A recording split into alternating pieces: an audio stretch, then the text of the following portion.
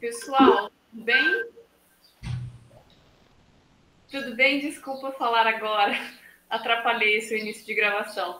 Não, eu só não estava entendendo de onde vinha o som. Agora que eu entendi, a Letícia, né? Pode falar, Isso, Letícia. tudo bem? Vamos lá. Eu peço licença, eu vou ter que sair um pouquinho, eu vou ter que sair, né, da sua fala, Thiago, mas eu espero poder acompanhar ela depois, tá Claro, Com bom? certeza, com certeza. Rafa, se você puder disponibilizar, seria muito gratificante. com certeza. Eu vou Obrigado, colocar Letícia. o link do YouTube. Você pode acompanhar lá no Instagram do nosso grupo, tá? Vai ficar o link, você pode entrar direto lá. Perfeito, gente. Muito obrigada e boa palestra, viu? Valeu, Obrigado, Letícia. Letícia. Valeu. Bom, vamos dar início, então, à nossa aula de hoje. Então, primeiramente, eu queria agradecer, né, a participação, né, por ter aceitado o convite, Thiago, né? Então, Thiago já vem observando, né, os seus trabalhos né, e sempre me chamou bastante atenção, porque carece muita informação, né, sobre esse tema que você trabalha. E quando a gente trocou as primeiras ideias, eu fiquei muito feliz, né, prontamente se disponibilizou. Então, Thiago, muito obrigado, né, por estar. Na verdade, a gente está encerrando aqui com o ciclo de palestras, foram quase 20 encontros aí, de vários temas, então não poderia ter acabado melhor, né, com certeza, trocar uma ideia contigo, conversar, escutar o que você tem para mostrar aqui para a gente. Eu tenho certeza que vai agregar bastante conhecimento e abrir, né, a cabeça para outras questões que a gente que trabalha com exercício, com atividade física, precisa, né, estar ligado, e às vezes acaba, né, por falta de informação mesmo, não implementando. Então, Thiago, assim, a gente tem aí 1 hora aí, 2 horas aí de fácil, fica à vontade. Assim, eu começava a controlar o horário, mas depois assim, eu percebi que às vezes perdia muita coisa. Então, principalmente hoje, aí fica bem à vontade. Geralmente a gente você faz a sua fala e na sequência, quem tiver perguntas, interessado em fazer alguma questão, vai botando aqui no chat, aqui do lado. Se você quiser responder na hora, você fica à vontade, mas geralmente a gente trabalha no final. Mas, assim, Thiago, fique bem à vontade, a gente está aqui batendo um papo e é isso. Então, muito obrigado. Obrigado, Hassan. Obrigado por me receberem e pela oportunidade de conversar coisas que, enfim, que eu julgo importante, mas não por crença, assim, mas porque existem algumas evidências mostrando que pode fazer alguma diferença aí nessa discussão atividade física e saúde. Então, eu falo da mesma forma, né? Que a gente possa fazer esse momento bastante informal mesmo, que a gente possa trocar ideia. Então, se alguém quiser abrir a câmera, perguntar, interromper, não tem problema nenhum, tá? Para mim, bem tranquilo. Eu vou rapidamente me apresentar, como isso vai ficar gravado. Eu sou o professor Tiago Matias, eu sou professor da Universidade Federal de Santa Catarina e tenho me dedicado ao estudo da motivação humana nos diversos contextos de saúde, inclusive a atividade física, né? Ou as atividades físicas. E aí a motivação humana, ela exige aí a apropriação de algumas teorias de mudança de comportamento, pensar mais no sujeito e menos no instrumento. Então, eu vou discutir um pouco dessas questões com vocês. Eu vou usar, na última semana, eu fiz a fala da abertura do Simpósio Sul Brasileiro de Atividade Física e Saúde, que foi organizado pela Universidade Federal de Santa Maria. Então, eu propositalmente vou usar a narrativa que eu construí para aquela fala, e até peço desculpas se eventualmente alguém já assistiu, a minha fala, então algumas coisas efetivamente eu já acabei mostrando lá e vou repetir aqui porque eu acho que vale a pena. Ah, eu tô na segunda leitura desse livro aqui, ó. Deixa eu ver se eu consigo mostrar aqui. Ele se chama The Element. Não sei se dá para ver aqui, ó. Tá? Ken Robson e Lou Aronica. Ah, o Ken Robson, quem gosta dos TED Talks aí, ele é um cara que está sempre presente e ele estuda criatividade, né? Ele estuda educação e dentro da educação a criatividade é um tema central. E nesse livro ele usa de uma analogia do tamanho dos planetas para mostrar a nossa posição, a posição humana, né? Eu vou propositalmente usar da analogia que ele faz para a gente iniciar a nossa conversa. Eu fiz uma busca na internet para ver se eu achava as imagens, e obviamente essas imagens, né, são protegidas, devem ser protegidas por direitos, enfim, mas eu encontrei elas num site, eu vou compartilhar do site, tá? Não tenho nenhuma responsabilidade pelo que está ali, eu só vou mostrar as imagens aqui, mas as imagens são do livro, tá? Então, não botei na minha apresentação, não, tá? Não fiz nenhuma. Eu vou compartilhar aqui, tá, Sam? Só para a gente. Fica à vontade, Thiago. Pode compartilhar isso.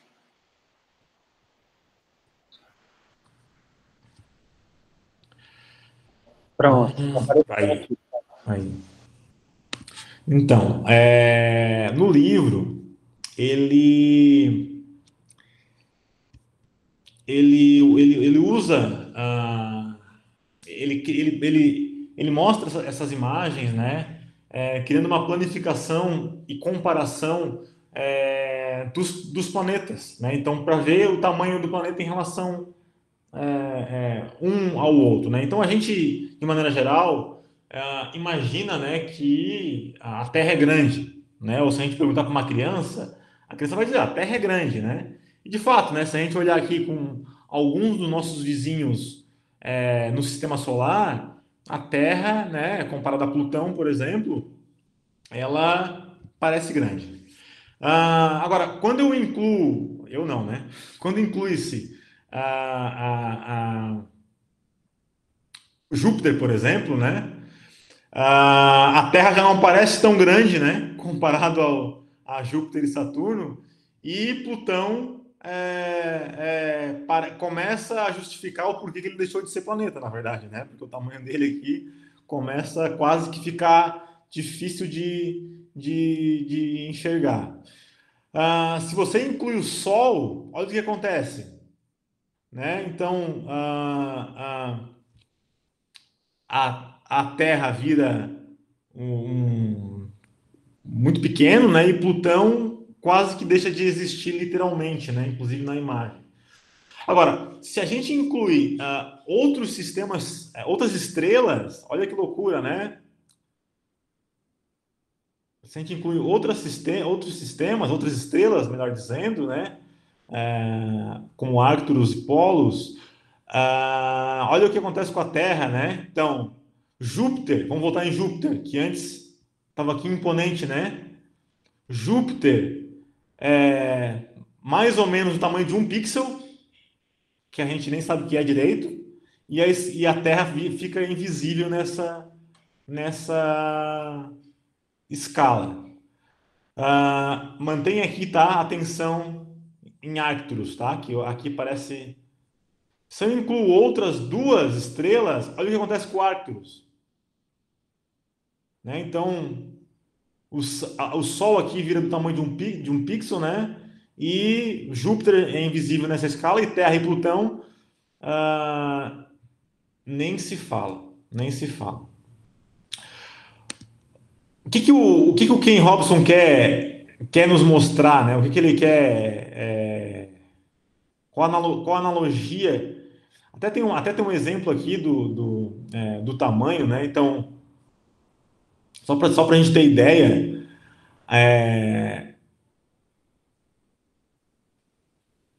Ó, o Sol é do tamanho de um grão de areia, né? Antares está a 1.000 anos-luz de distância, né? Um ano-luz é o tempo que a luz percorre no período de um ano. Então, está 1.000 anos-luz, Antares, né? Essa estrela. É longe pra caramba. É longe pra caramba. E esse sistema aqui está a 170.000 anos-luz, né? Só para a gente ter ideia da imensidão do universo. Então, o Ken Robson,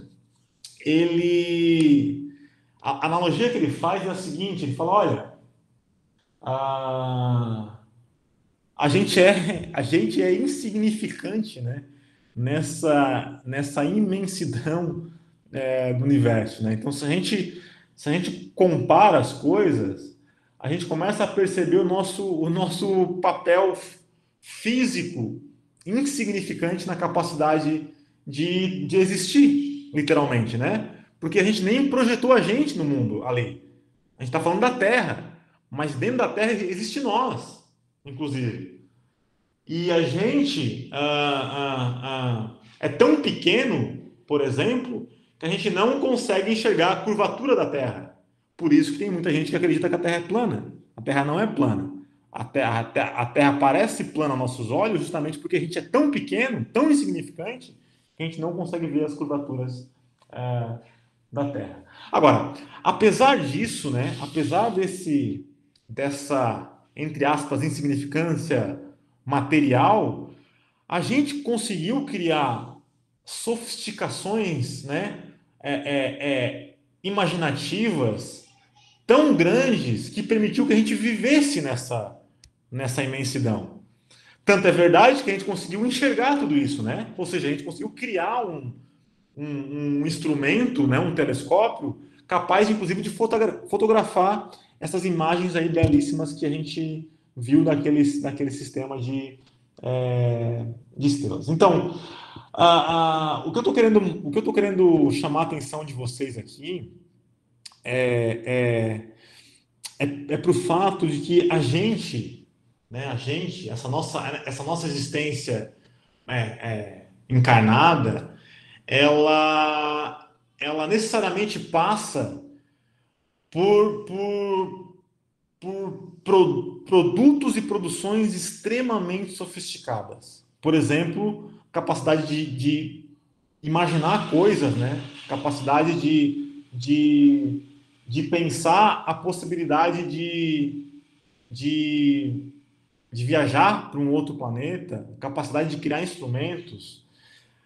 Dentro dessa possibilidade, só um segundinho aqui, Hassan, só um minuto. Ei.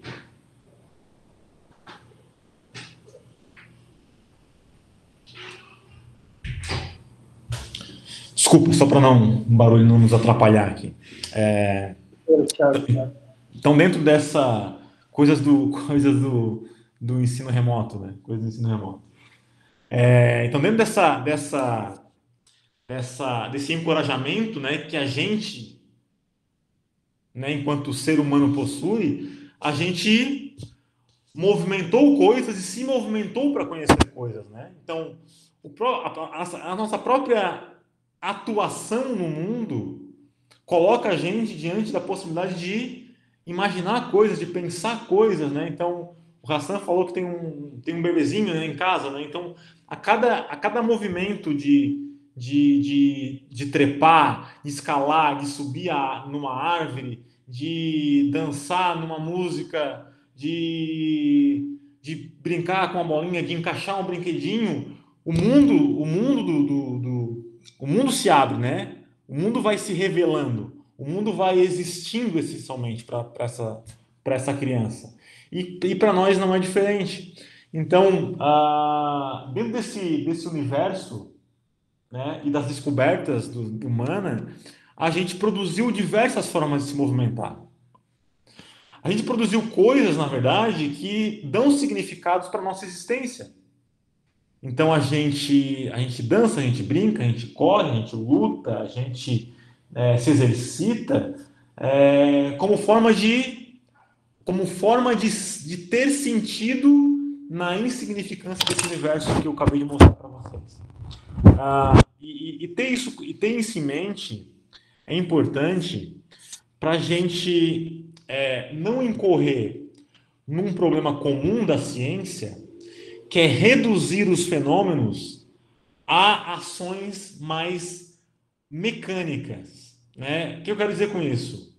A construção histórica da atividade física, historicamente, esqueceu de tudo isso, né? Desse cenário, e de alguma forma reduziu a ação humana a um conjunto de movimentos mecânicos como forma de produzir gasto energético, ou como forma de gerar aptidão e assim por diante. E o que eu estou tentando mostrar para vocês é que parece, né, que atuar, né, se movimentar, fazer atividade física, ou atividades físicas, num primeiro momento, tem razões muito mais imediatas. E essa razão é essa razão de ter e dar sentido para as coisas. Não sei se ficou claro essa primeira grande viagem, né? Eu gostei, Thiago, e fiquei assim, bem. Tem um amigo meu que a gente sempre conversa nesse tom, assim, sabe? E teve uma vez a gente estava aqui conversando, tomando vinho, conversando, daqui a pouco ele começou uma história, e aí eu fui, sabe quando você vai seguindo a pessoa para entender todo o raciocínio? Eu achei muito bacana e até fiquei curioso de ler o livro, né? Assim, são várias, a gente tem várias formas de falar a mesma coisa, né? E a gente se apega no dia a dia muito a uma coisa assim, Exato. quadrada, direta, seca e às vezes até grosseira de dizer, e a gente perde essa capacidade imaginativa. Eu acho que você exercitou muito bem aí esse músculo imaginativo, né? E Exato. trazer uma mensagem bem, bem clara, né? Assim, como a gente reduz as questões, né, da nossa existência, às vezes, a coisas muito, muito pequenas, né? E a ideia, né, a analogia aqui que eu acho que é importante, Hassan, é que assim, ó, se a atividade física fosse de fato só uma ação mecânica de um corpo, nós provavelmente nem estaríamos aqui falando sobre isso, né? Ou seja, provavelmente nós nem teríamos a capacidade de olhar para isso, né? Porque apesar desse tamanho, né? Cara, a gente está aqui muito consciente, né? Muito. E isso acontece através do movimento, na verdade, né? Ou seja, A nossa existência depende do movimento, né? Totalmente. né? Então aquela ideia de Descartes, né? Do tipo eu penso, logo eu existo, parece não fazer nenhum sentido, né? Inclusive tem um livro, né? Professor Antônio Damasio, que ele é médico, neurocirurgião e escreveu um livro fantástico que é O Erro de Descartes. Ele é português, mas é radicado nos Estados Unidos. E o que ele fala é justamente isso, né? O erro de Descartes foi achar que a nossa existência dependeria da nossa capacidade de pensar. E que talvez seja justamente o contrário. Talvez eu existo e no contato da existência que eu penso as coisas fantásticas, né?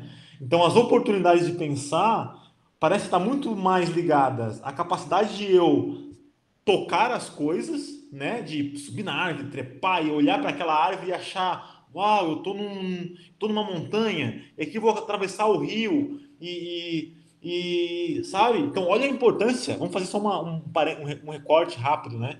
Olha a importância da aula de educação física na escola, por exemplo, em aproximar, em construir o mundo da criança, né? Construir o símbolo da criança através do movimento, né? Então, quando o professor fala assim, ó, agora nós vamos pular um rio, e esse rio tá cheio de jacaré, e aí a criança, uau! Ela tá vivendo o rio, ela tá vivendo o jacaré, e ela tá essencialmente existindo ali. Então, acho que isso é importante, né? Que talvez pensar em atividade física só a partir da ação mecânica faz a gente existir menos ou eventualmente nem existir.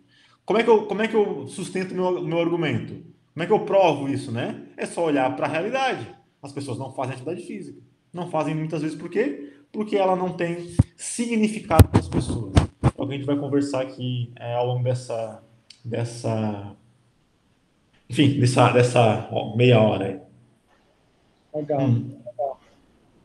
Bom, eu fiz uma pergunta aqui, mas só para gerar uma problematização, esse é o meu Instagram, tá? Então, é um Instagram pessoal, mas que eventualmente eu posto algumas coisas ligadas a conteúdo, falo um pouco do meu livro, enfim. Então, se quiserem seguir ali, não me cobrem produção no Instagram. Às vezes a galera cobra, não, tipo, tem que postar mais, tem que estar mais ativo. É, Aí eu falo, olha, é pessoal, difícil, né, desculpa. cara? É que, assim, a tua atribuição principal não está ligada a isso, né? Então, é Exato. conciliar, né? Tipo, e a velocidade como a gente gerencia as coisas que é privada, né? São É, particulares, né? Mas enfim, eu tento postar algumas coisas lá no Instagram.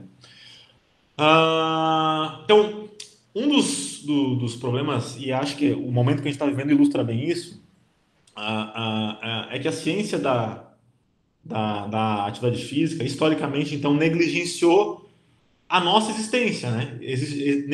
Negligenciou nós mesmos.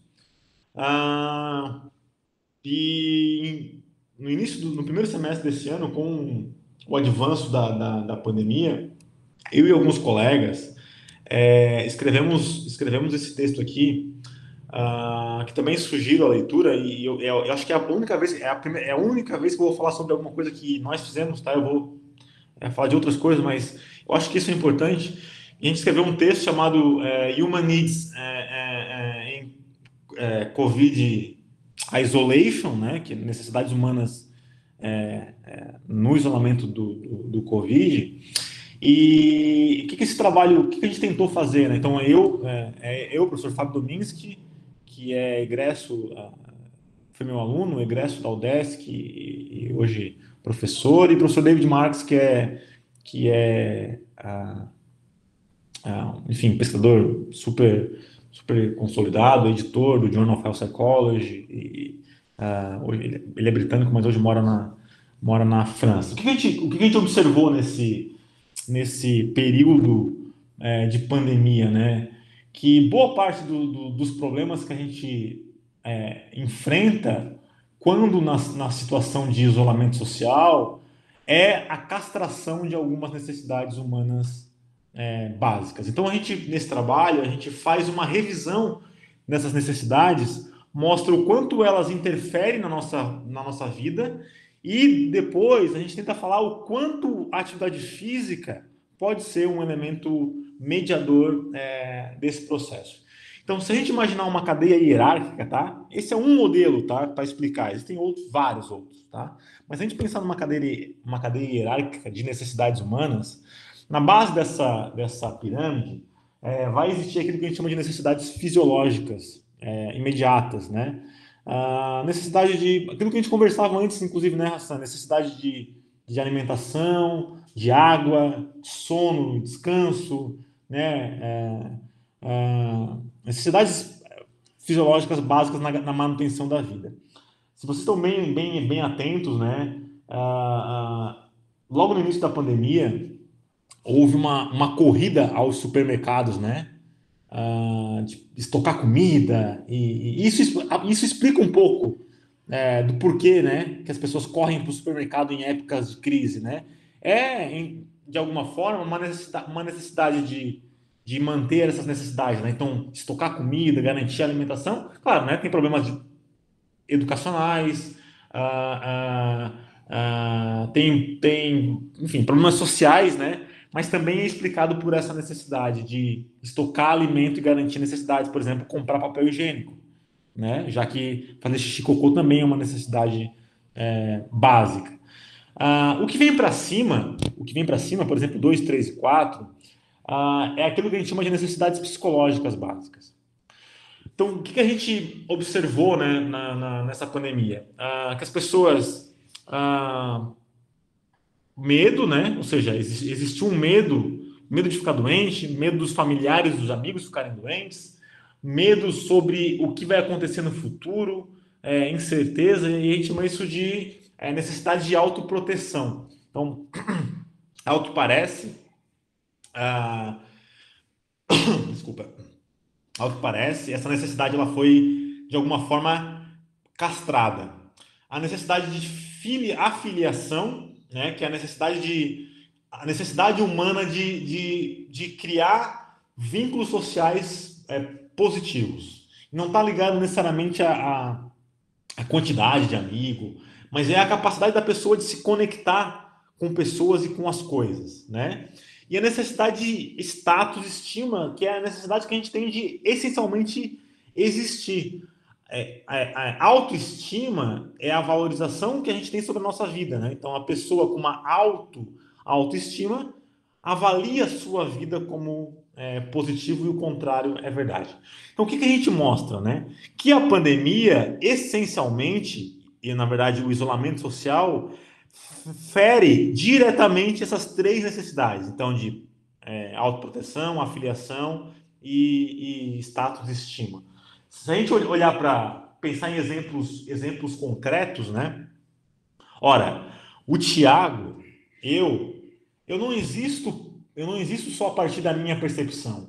O Tiago existe a partir do contato com outras pessoas. Então, eu sou a soma de várias percepções de outras coisas que eu entro em contato. É meio viagem, assim, meio... Mas é isso mesmo, ou seja, a partir do momento que eu estou em casa, eu deixo de existir. Façam uma reflexão aí, né?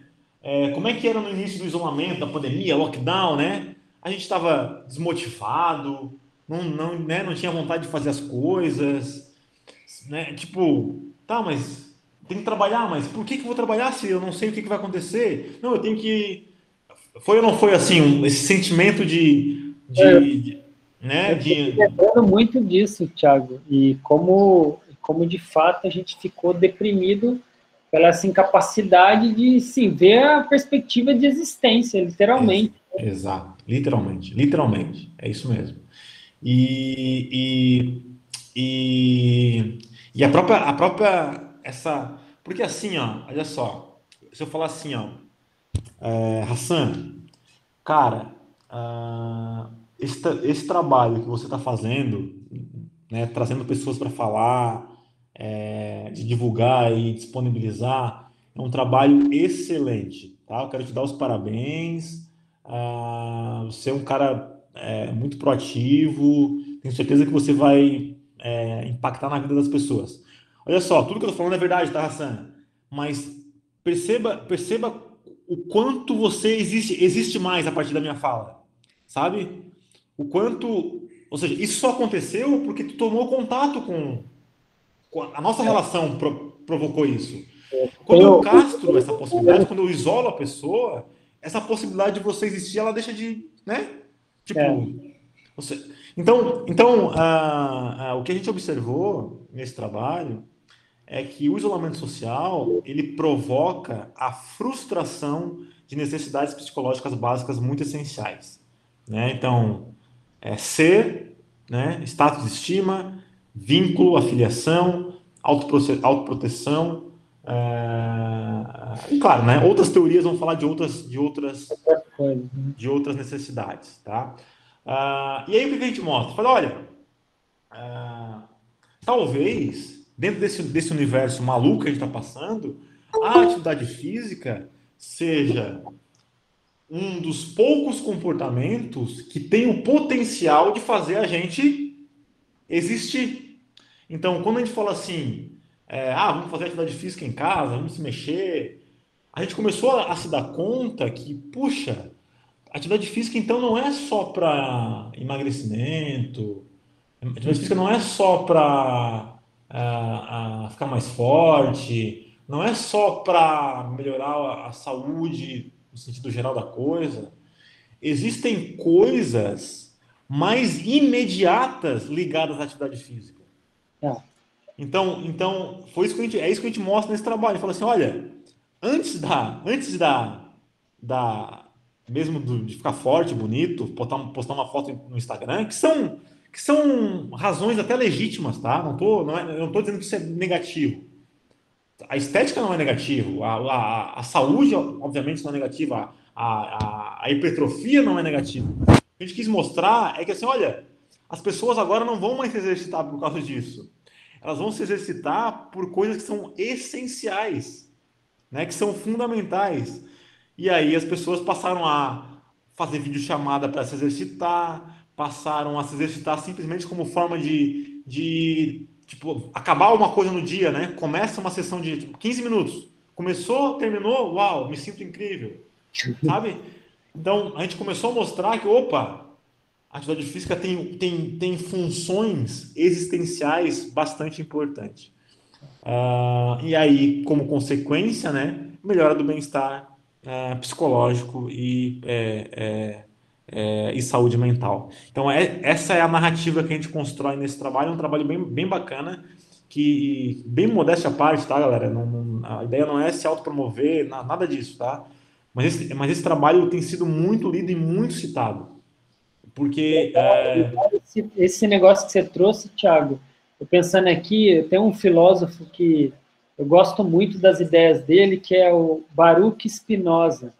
Sim. E ele traz o conceito de aumento de potência de agir, né, como sendo um mediador, né, de tudo que a gente faz, né, assim, tem coisa que aumenta e tem coisa que diminui a tua vontade e capacidade de existir, né, então, assim, chama atenção, né, que tudo isso que você colocou, né, são aspectos diretamente ligados com essa percepção nossa, né, de nós mesmos, de se notar, né, capaz de existir melhor, né, de ter mais condição para existir. Sim. Então, e o Antônio Damasio, que eu comentei antes, né, que o Antônio Damasio, que tem o erro de Descartes, ele também tem um livro que se chama Looking for, eu não sei a tradução em português, tá, mas Looking for Spinoza. Então ele usa do Spinoza para ele desenvolve lá, né? Ele fala muito disso, né? Isso, para construir justamente essa ideia existencial da ação, né? Assim, então, eu acho que o Spinoza, o Spinoza fala assim, ó, um dos termos é o corpo que sente, né? Ou seja, não existe essa dicotomia, né, que a gente cria cientificamente para estudar as coisas, essencialmente ela não existe, né? Então então toda ação de agir, de atuar no mundo é uma ação que passa por afeto, que passa por emoções, sabe? Então o Spinoza fala um pouco disso, que eu acho bem legal. Acho que dentro desse universo aí do iluminismo, eu acho que o Spinoza conseguiu jogar a luz para um problema que acontecia, né? Que é a sobrevalorização das ideias sobre a ação. Também gosto bastante do Spinoza. Bom, olha só. Como a gente tem tempo, eu vou contar várias histórias aqui para vocês, tá, galera? Hassan, desculpa, tá? Se eu talvez não siga uma lógica muito formal na minha fala, até peço desculpa por isso, mas eu quero tentar gerar problema mesmo, e sim, problema no bom sentido, né? Enfim, oferecer a minha visão sobre o fenômeno, tá? Não quer dizer que nada seja... mais justo do que fazer isso na palestra de encerramento, né, Thiago? Acho que é muito conveniente, inclusive, adotar esse modelo aí, viu? Certo, obrigado. Mas aí você fica à vontade para me interromper também aí a hora que quiser, tá? Olha só, vou contar uma história para vocês. A ciência, ela legitimamente, ela mede coisas, né? Ela, ela, ela quer dar respostas, sobretudo essa ciência mais positiva, digamos assim, né?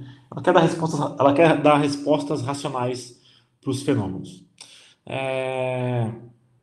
O século XIX foi marcado por uma incessante necessidade de classificar as pessoas em função da sua raça, né? Então, muitos pesquisadores tinham como interesse, né, saber as diferenças entre aquilo que se entendia como raça, né? Então, qual a diferença entre índios americanos, negros e brancos? Entre essas várias, entre essas várias necessidades, uma delas era saber a inteligência, né? Ou seja, quais desses grupos eram mais inteligentes? O que é importante a gente ter muito claro, né? Que nessa época a sociedade ela já era organizada em função dessas, né? Então, os brancos lideravam os processos sociais e negros e índios trabalhavam. Tá? A sociedade ela já era assim. Ah, e dos raciocínios indutivos, analíticos que se teve na época era usar dessa racionalização da cabeça, né, desse link entre cabeça, cérebro e inteligência, para gerar alguma inferência sobre quais desses grupos eram mais inteligentes. E então eles pensaram assim, olha, vamos então medir a cabeça das pessoas e ver o tamanho da cabeça, e quem tem tamanhos de cabeça maior são grupos mais inteligentes. Então, essa ciência ficou conhecida como craniometria, como o próprio nome já diz, e assim foi feito. Então, durante 100 anos, investiu-se esforços, né, Paul Broca e vários dos seus colegas investiu esforços na medição de cabeça de vários grupos sociais, tá? E assim foi feito. Pergunto para vocês, em todas essas pesquisas, quais desses grupos eram os mais inteligentes? Evidentemente que a cada 10 pesquisas, 11 ratificavam o paradigma social já existente. Brancos eram mais inteligentes que negros e índios. Assim, hoje, né, olhando para isso hoje, a gente tem muito claro, né, que o que acontecia ali era a ciência ratificando aquilo que já se sabia socialmente. Em 1800 e batatinha, ninguém tinha dúvida que o escravo era mais burro, tá, do que o senhor. Ninguém tinha dúvida. Ou seja, não tinha como, a ciência não tinha como confrontar a realidade, certo? Porque a realidade era essa. Ninguém tinha dúvida que a escravidão era legítima, né? Ninguém tinha dúvida que os não inteligentes, né? Eles trabalhavam e quem era inteligente deveria mandar. Então a ciência, de alguma forma, ela serviu como maneira de ratificar uma posição social. Obviamente que, passados 100 anos, né, a cronometria passa a entrar em desuso, mas o paradigma social não. Ou seja, a ideia, né, a ideia da estratificação social por raça já lá permanecia. Logo no início do século XX, o cara chamado Alfred Binet criou um teste lá, a pedido do governo francês. Ele criou um teste para medir problemas de aprendizagem de crianças, para que essas crianças pudessem ser encaminhadas encaminhadas para tratamento especializado, para educação especializada. E ele fez com bastante sucesso, esse teste ele se baseava em questões de lógica, e aí criava-se ali um quociente, né, para ver um número, né, e aí definir se a criança tinha ou não determinados problemas que necessitavam de algum acompanhamento especializado. Esse teste, pesquisadores americanos, né, e europeus tomaram conhecimento do teste e pensaram, poxa, e se a gente aplicar isso para medir inteligência? E assim foi feito. Com o desuso da cronometria, passou-se a medir inteligência a partir de um teste criado por uma outra razão, que nada mais é do que a gente conhece hoje como QI, que é o quociente de inteligência. Obviamente passou por várias modificações, mas acredita-se muito, ainda hoje, que a inteligência é uma entidade, né? Tipo assim, alguma coisa que nos habita, que eu tenho mais ou tenho menos. O que é preciso ter muito claro, né? Lá no início do século XIX, que negros e índios não participavam formalmente da educação, né? E boa parte desses testes se baseavam em lógicas do processo educacional, por exemplo, contar dinheiro, coisas linguísticas. Então estava muito claro, né, que negros e índios iriam pior em testes que se baseavam em lógicas do que os brancos. Mas assim foi feito e passou-se a medir inteligência a partir de um instrumento criado originalmente para um outro fim.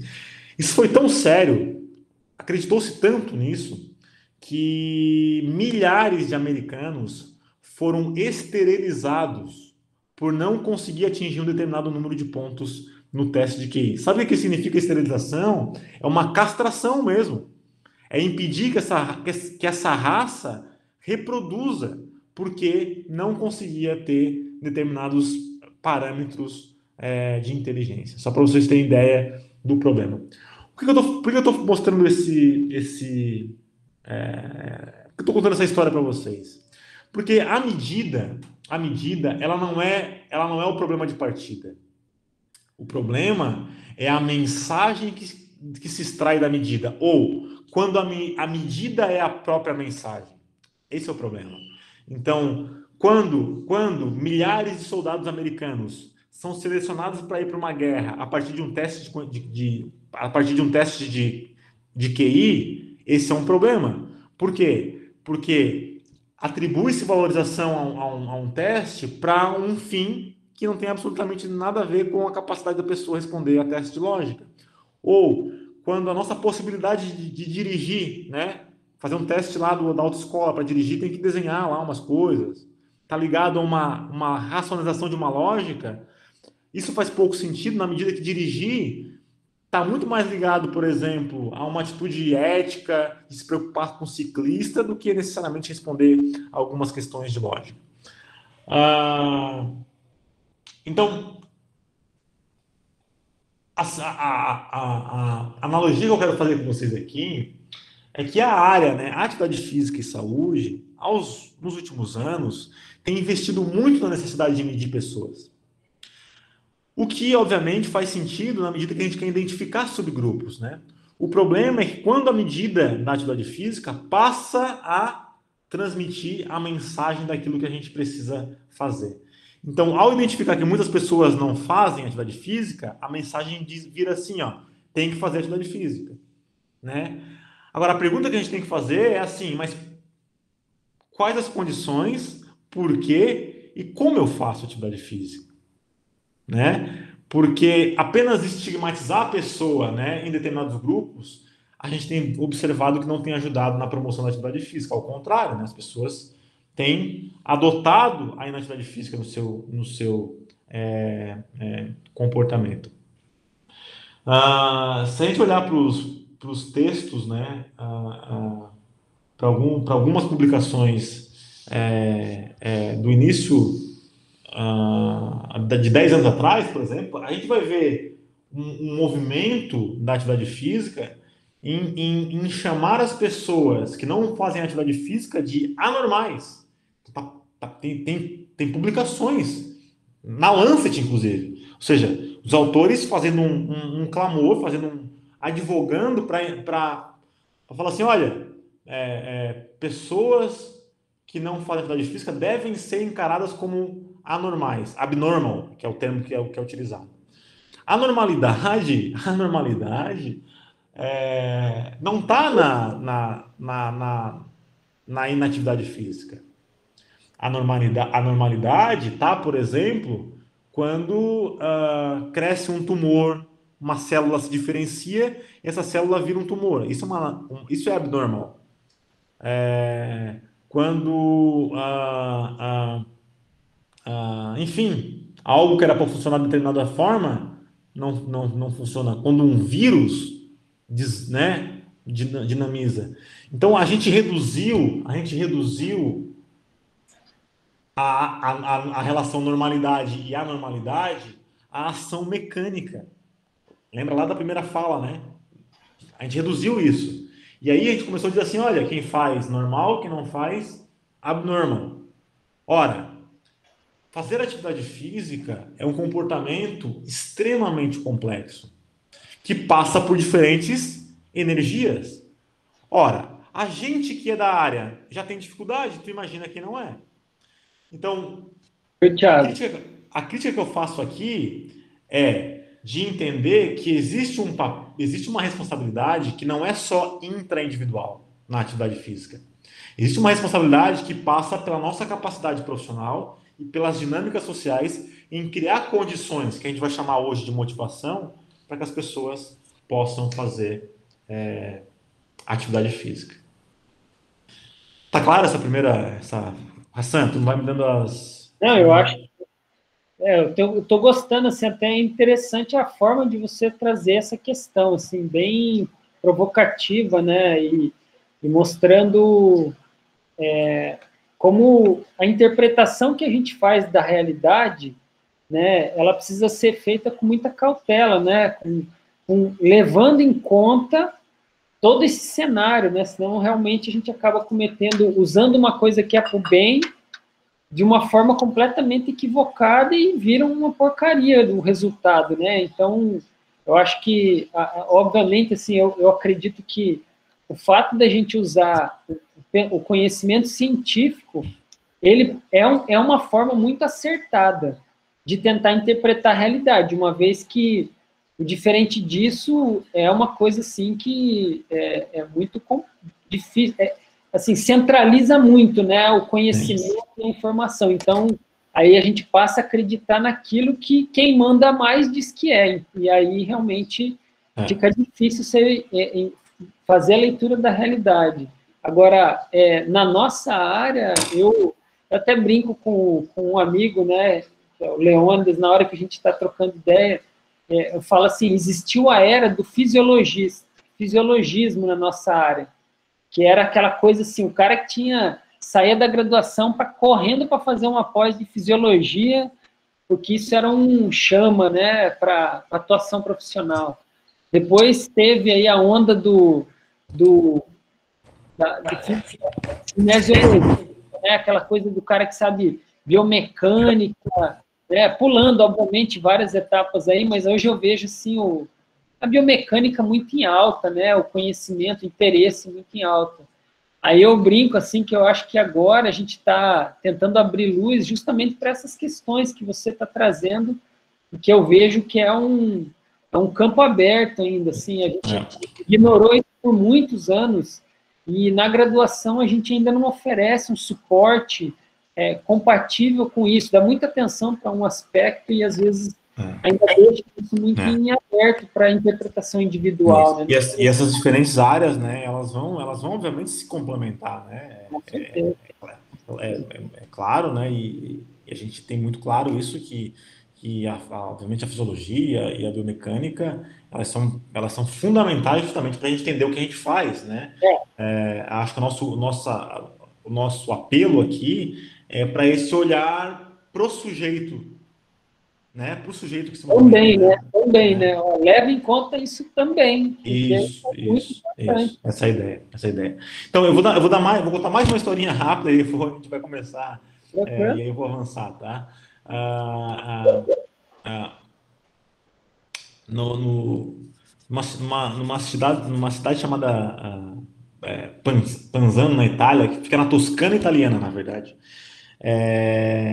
Tem um restaurante, o restaurante do Dário, que se chama Oficina della Bisteca. Na verdade, o Dário é um açougueiro.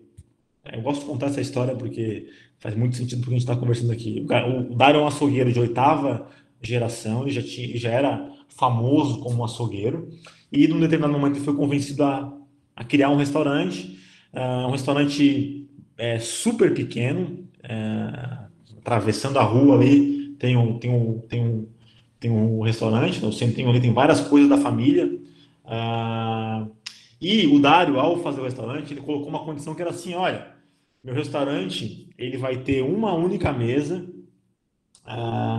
e eu vou cozinhar justamente onde eu vou servir. Então, assim, é uma mesa gigante, de fora a fora, cozinha-se ali mesmo, na sala, numa sala pequena, e, claro, né, hoje, na verdade, já tem mais mesas, tem umas mesas penduradas ali, porque tem tanta gente, né, o restaurante ficou tão famoso que, obviamente, eles foram entulhando mesas. Mas a ideia, né, o que o Dário... Na verdade, qual que era a ideia do Dário, né? O Dário entendeu assim, ó, mesmo a necessidade mais essencial, né, assim, mais básica, que é comer, pode ser uma experiência que vai ao encontro das necessidades humanas. Foi isso que o Dário descobriu. E inclusive, se você entrar no site hoje, tá lá, né? A Oficina da Bisteca é a nossa forma de conviver. Eles nem falam de comida, eles falam o seguinte: olha, o restaurante é uma forma de conviver. O que o Dário promove, né? O que o Dário faz? O Dário promove vínculo, né? O Dário promove estima, né? Estar, porque você está realmente presente, você conversa com pessoas do mundo inteiro, ele está ali, ele canta, ele come, ele toca gaita, grita como uma boa família italiana, come quanto quiser, se não quiser comer, não come. Você pode levar o seu próprio vinho, se você quiser, ou seja, totalmente autônomo o processo. E o que o Dário descobriu é que motivar pessoas passa pela organização de várias energias. E essas energias precisam ir ao encontro das necessidades humanas. Olha lá nossa primeira.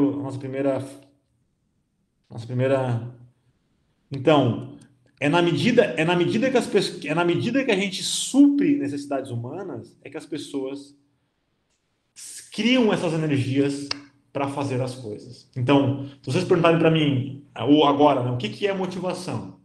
Motivação é uma organização de várias energias. Podem ser energias mais autônomas, mais suportivas, né? E podem ser energias mais controladas. Por exemplo,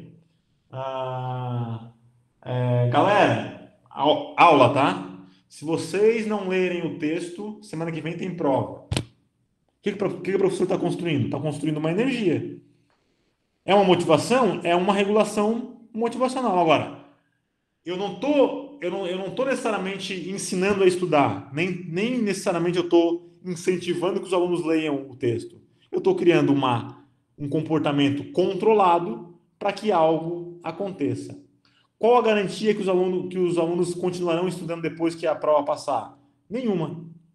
Porque quando o elemento externo sai, provavelmente o comportamento ele é cessado. O contrário é verdade. Quando essa energia ela é mais autônoma, ela é mais interna, ela é mais ligada às necessidades humanas, as pessoas tendem a fazer as coisas por mais tempo, com mais empenho e mais saudavelmente, com mais saúde. Agora, a nossa vida, ela não vive só em ou é externo ou é interno. Eu acho que isso é bem importante para quem está assistindo essa gravação, ou quem está ao vivo aqui, né? Eu fiquei bem Jornal Nacional lá, bem blogueiro.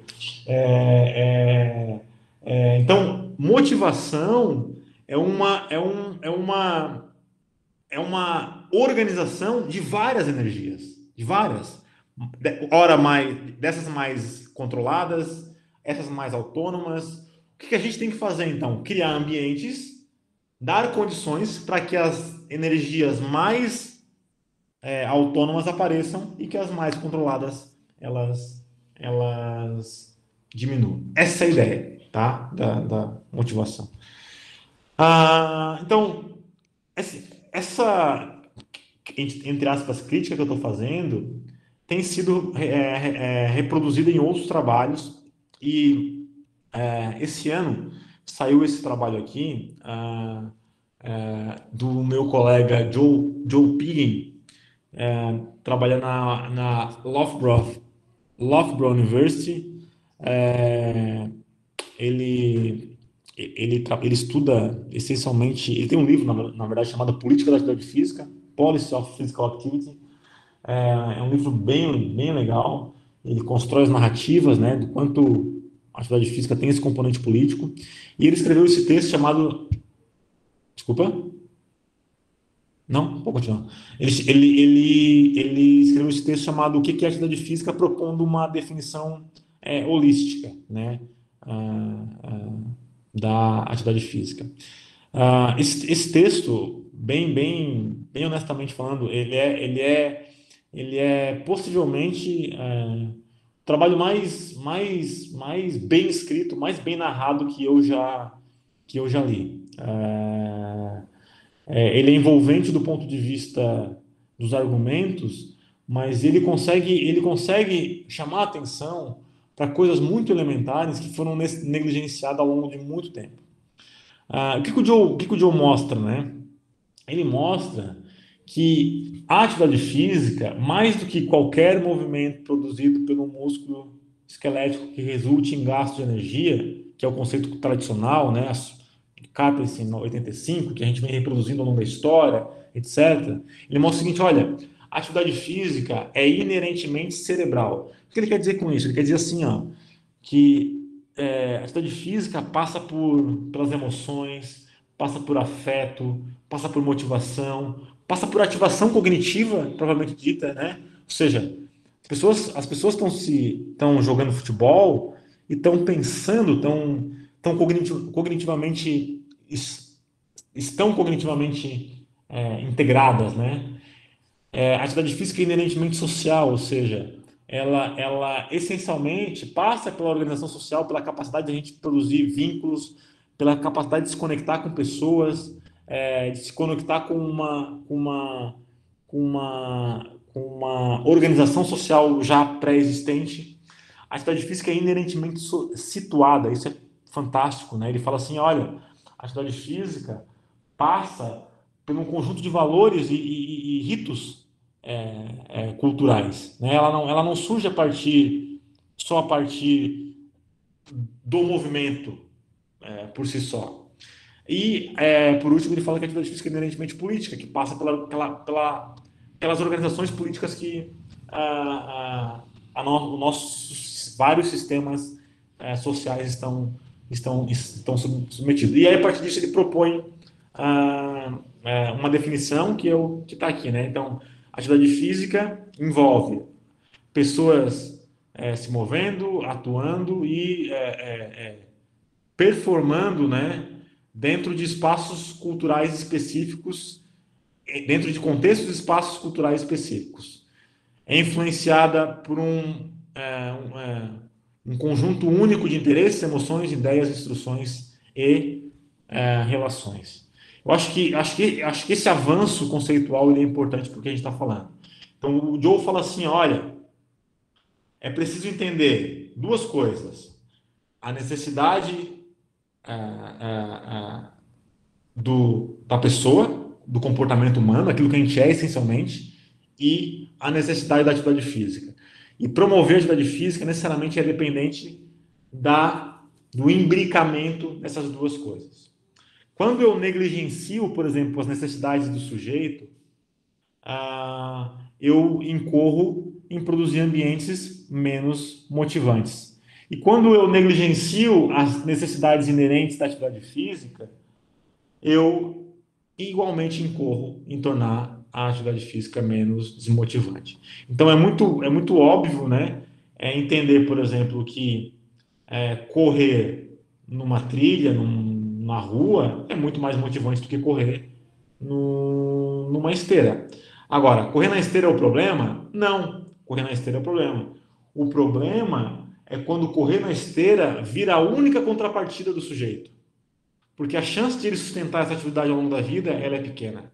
Então, a atividade física de forma instrumental, ela não é destrutiva, ao contrário, né? Eu mesmo, às vezes, quando eu quero cumprir os meus 150 minutos, eu pego a minha bike e eu vou pedalar para dar conta dos meus 150 minutos, de forma instrumental. Mas tem vezes que eu quero andar de bike para olhar para a natureza, para a praia, e assim por diante. Então, quando a contrapartida vira só o instrumento, a chance das pessoas se manterem é muito pequena. Tem vários estudos, né? Vários estudos mostrando que as pessoas que entram em musculação, por exemplo, treino formal em academias de musculação, dentro de um ano quase que todo mundo abandona. E está muito claro por que isso acontece, né? Porque um ambiente de musculação, as pessoas não conversam entre si, altamente ligado à comparação social do que é empatia. A ação é essencialmente instrumental, então cria-se situações para a pessoa não pensar, para a pessoa não interagir, dane-se a cultura, ou seja, vocês estão percebendo que o problema que está por trás por exemplo, do abandono está muito mais ligado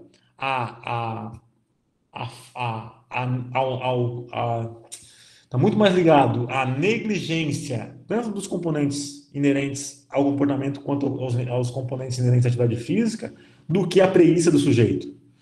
O que a gente tem feito com muita frequência é culpabilizar as pessoas do tipo de preguiça, preguiçoso, não quer, sabe que é bom para a saúde, mas não faz. E a pergunta que vocês têm que fazer para mim é assim, ó, tá, mas e a saúde? Onde é que aparece nisso? A saúde, ela é consequência, na verdade. Ou seja, a saúde ela é mais distal do que proximal. O que a gente tem que garantir no primeiro momento são as razões proximais. E é na medida que essas razões proximais são colocadas na atividade física que os desfechos positivos da saúde ela aparecem. Isso a gente já falou, né? Então, o conceito de motivação está ligado muito a isso, né? Controle e autonomia, tá? O que representa um controle para as atividades físicas mais tradicionais? Por exemplo, essa preocupação com a estética, com o emagrecimento, Isso são formas de controle, sim. E que a inclusão dessas razões para se exercitar tem se mostrado na literatura como não suficientes para manter as pessoas ativas ao longo da vida. Então, vamos lá, de maneira geral, o que a literatura já sabe, tá? Então, favorecer abordagens mais autodirigidas, autonomia, ensinar, né? Ou seja, ensinar as pessoas, oferecer suporte social e incluir determinantes culturais, ou seja, pensar na promoção da atividade física a partir de coisas que são valorizadas dentro de um conjunto de culturas, né? Do que necessariamente importar alguma coisa, oferecer suporte a necessidades psicológicas básicas, e construir senso de empoderamento e reconhecer os valores internos da atividade física, que é o que a gente está falando aqui, né? Quais são os valores internos da atividade física. Bom, aí vocês podem falar assim, tá, e evidência para isso? Então vamos lá, evidência. Estudo publicado no caderno de psiquiatria da Lancet em 2018, tá? Do Checkroad e alguns colegas que analisaram a relação entre atividade física e saúde mental em 1,2 milhões de americanos. O que eles viram de maneira geral? De maneira geral, eles observaram que, sim, as pessoas que fazem atividade física têm menos dias de problemas de saúde mental comparado a quem não faz. Tá aqui, então, nesse gráfico aqui de cor, que eu não sei definir direito, mas um salmão, ou sei lá. O número de dias, né, é maior do que... Então, aqui quem faz... e aqui quem não faz. Mas uma coisa que chama atenção nesse estudo é que eles mostram que os diferentes tipos de atividade física têm tamanhos de efeitos diferentes. Ou seja, a redução dos problemas de saúde mental é menor, por exemplo, nos esportes populares do que a caminhada ou do que trabalhos, atividade física doméstica, né, dentro de casa. O que potencialmente explica isso, né? Ora, os esportes populares possivelmente suprem mais isso aqui, né? Logo, pode impactar mais positivamente em desfechos de saúde do que atividades físicas que não têm sentido, né? Ou que têm sentido instrumental. Uma coisa que chama atenção nesse trabalho é que, por exemplo, atividades físicas com características mindful, por exemplo, yoga e tai chi chuan, é ainda maior a diminuição dos problemas de saúde mental comparado, inclusive, com o esporte popular. É maior do que o popular esporte. O que esse trabalho, de alguma forma, mostra, né? Quando ele olha para isso aqui? Ele fala, olha, talvez pensar na atividade física de forma integrada, corpo, mente, espírito, pensamento, também é uma forma de melhorar, otimizar a saúde. Então, é só para mostrar que o meu discurso, ele não é um discurso só hipotético. Inclusive, há evidências recentes mostrando que alguns ambientes podem mais naturalmente dar suporte a necessidades básicas do que outros. Esse aqui é outro estudo, né, mostrando, esse bem recente, também na Lancet, no caderno de caderno de psiquiatria da Lancet também, se não estou enganado. Isso, esse trabalho do Aaron Candola, ele faz aluno doutorado do King's College se não estou enganado, né? Ele está, acho que, terminando o doutorado. Não vou falar a instituição para não falar besteira, mas eu acho que é King's College. Enfim, e eles conduziram um estudo longitudinal na relação entre atividade física e depressão ao longo da adolescência. E eles mostraram uma coisa que a gente já conhece na literatura, que existe uma diminuição das atividades físicas durante a adolescência, né? E existe um aumento do comportamento sedentário. Legal. Mas uma das coisas que ele mostra é que adicionar atividades físicas, mesmo as leves, está relacionado com melhor saúde mental, né? Com menores scores para depressão. O que eles mostram nesse trabalho? Falam, olha, talvez a mensagem ela tenha que fugir um pouco dessa noção de só promover atividade física moderada e vigorosa. Ou seja, fugir um pouco, porque existe muita atividade física em comportamentos de leve intensidade, né? Vocês devem ter acompanhado, quem não acompanhou, acho que vale a pena, a divulgação do último guia de atividade física da Organização Mundial da Saúde. E o guia da Organização Mundial da Saúde, ela passou por na minha visão, obviamente, né? Passou por uma evolução conceitual enorme, principalmente na mensagem, falando assim, olha, todo movimento importa, né? Então, de alguma forma, o grupo de trabalho da Organização Mundial da Saúde percebeu que só usar da medida, lembra lá do começo, para dar a mensagem não estava sendo suficiente. Ou seja, só falar que tem que fazer 60 minutos de atividade física todos os dias para um adolescente não era suficiente para mudar o comportamento do adolescente. Porque a vida do adolescente é muito mais complexa do que isso, né? Então, eles mudaram a mensagem. Então, hoje a mensagem é cada minuto importa, e aí dentro do cada minuto importa, tentar atingir os padrões ali, né? Os pontos de corte é uma possibilidade. Viu, Thiago? Pode falar, Sam. Fazer só um comentário, porque isso foi uma coisa que me impactou muito, sabe? Fiquei muito feliz, né, de ver essa transição, né? Eu na UFPR, o UFPR sempre, a visão, né, naquela época era muito focada, né, nas questões fisiológicas ainda, e o próprio American College, ele tem essa característica muito centrada nisso, né, e quando você começa a olhar minimamente para as questões da motivação, da aderência, né, você percebe que o discurso é uma coisa assim, é tão diferente, né, assim, a forma de falar e os argumentos para você usar uma linguagem diferente, ou seja, mais acessível, mais compreensível, mais compatível com a realidade das pessoas, assim, fica tão óbvio, né? Só que isso não estava, né? A gente até pouco tempo, isso era uma coisa, dizer isso era um paradigma, assim, uma coisa completamente inusitada, né? Então, eu fiquei muito feliz, cara, e vejo que isso dá um norte, assim, de um horizonte positivo nesse sentido. Concordo com tudo que você falou, Hassan. E é isso, né? A mensagem, até então, ela estava sendo mediada, né? Ou condicionada pela medida. Mas a medida é aquilo que se deseja atingir, mas tu tocou no American College, né? Obviamente que o American College tem uma contribuição importante para nossa área, mas a visão do American College muitas vezes está centrada no paradigma essencialmente biomédico. E aí o movimento, a ação, ela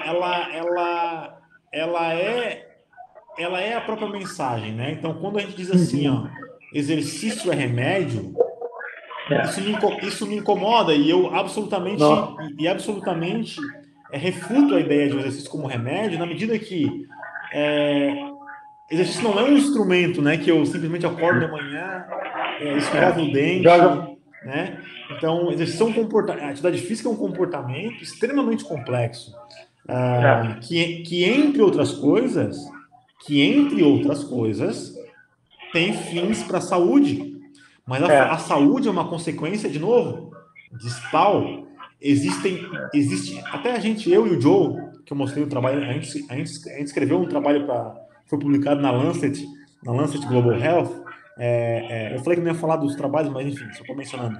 Mas eu acho que vale a pena. A gente escreveu um comentário lá para a Lancet e a gente faz uma crítica explícita, inclusive para o próprio journal, né?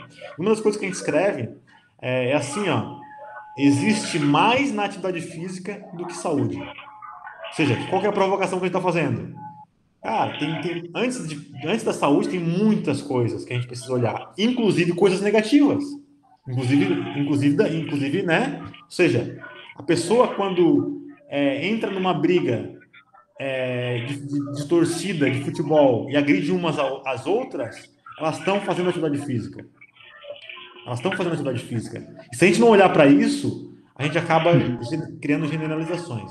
Então, quando o American College, né, fala assim, olha, estou exagerando aqui no cenário, mas é a realidade, porque se você olhar nos vídeos, né, aparece lá uma pessoa cortando grama, então, né, substitua a atividade física, faça atividades físicas domésticas. Obviamente que isso faz sentido. E aí não. Mas agora, não dá para imaginar a mesma grama na vida dos brasileiros, por exemplo. A gente não tem aquela graminha, sabe? Sabe aquela cena de filme americano que tem uma grama bonita na frente da casa e aí o pai acorda, corta a grama e aí dá oi pro vizinho que passa ali. Entende a contradição, Hassan? Então, resumindo, eu acho que a mensagem da Organização Mundial da Saúde avança muito nesse sentido. Só uma coisa que eu estava refletindo, quando você fala das propostas de promoção, né, de mensagem, você vê, por exemplo, desce um ponto antes de ônibus, né? Aí você vai aqui para o interior do RN, não tem ônibus, entendeu? Exato. Não tem ônibus. Exato. Então, aí você fala, sobe escada, não tem um prédio na cidade. Então, assim... Entendeu? E outra, Hassan, desculpa, e outra, assim, ó, cara, a pessoa que passa 2 horas no ônibus, sabe o que ela quer? Ela quer chegar na frente do trabalho, não descer antes. Ela quer, eu quero subir de elevador, eu não quero subir de escada. Mas não quer dizer que subir de escada seja ruim, não é isso.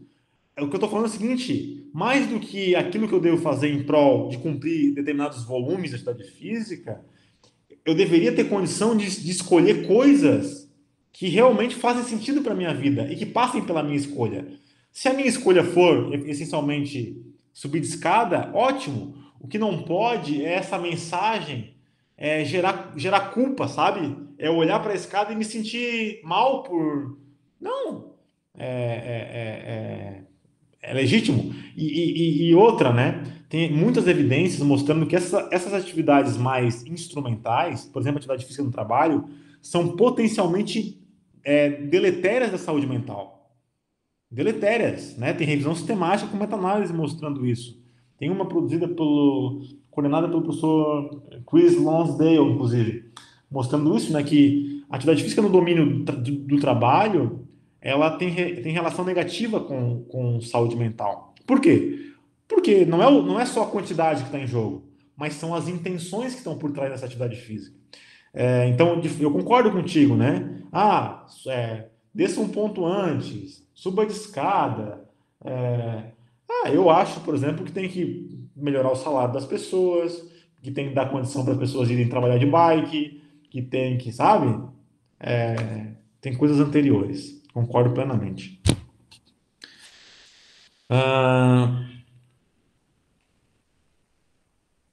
Então vamos lá. Aqui, o slide que eu usei lá na apresentação. Então, eu já mudaria, né? Acho que com essa mensagem da Organização Mundial da Saúde, a gente pode até mudar um pouquinho isso aqui, mas a gente ainda está numa relação de supervalorização instrumental da atividade física e desconsideração das necessidades humanas. Foi aquilo que você comentou, né? Eu acho que a gente está cada vez mais olhando para o comportamento. Isso é importante para somar. Acho que próximos passos, né? Criar condições para suportar necessidades humanas e para motivar pessoas e valorizar os valores inerentes da atividade física. Eu acho que são coisas que a gente vai experimentar daqui para frente. Só um exemplo de uma revisão sistemática. O que eles mostram aqui? Eles mostram que as razões para iniciar um comportamento não são as mesmas para manter. Então, muitas vezes a gente inicia comportamentos. Eu quero muito emagrecer, preciso. Então a pessoa vai lá, cria um monte de energia e se matricula lá num treinamento funcional, no Pilates, no CrossFit, na musculação, enfim, e vai. O que esse estudo mostra? Ele mostra que as várias teorias, eles revisaram mais de 100 teorias de mudança de comportamento aqui, que as razões para a pessoa se manter não são as mesmas. 2016 aqui, tá? Não 2006. 2016 aqui, tá? As razões não são as mesmas. E que razões são essas? Então, oferecer razões afetivas e imediatas, né? Evitar razões por consequências negativas e prazer e avaliação emocional e cognitiva do comportamento. E tudo isso está ligado com suprimento das necessidades humanas básicas. E esse é um trabalho também bastante recente da professora Fiona Gillison, participa aqui junto o professor Richard Ryan, que é um dos autores da teoria da autodeterminação, falando sobre técnicas, né, para promover motivação, claro, na perspectiva da teoria da autodeterminação. Então já existe hoje estudos bem recentes falando, o que a gente faz efetivamente, né? Qual a ideia? Então, por exemplo, Como é que eu faço para criar suporte para o vínculo? Como é que eu crio suporte para a competência? Como é que eu dou autonomia para o meu aluno? Ah, ah, ah,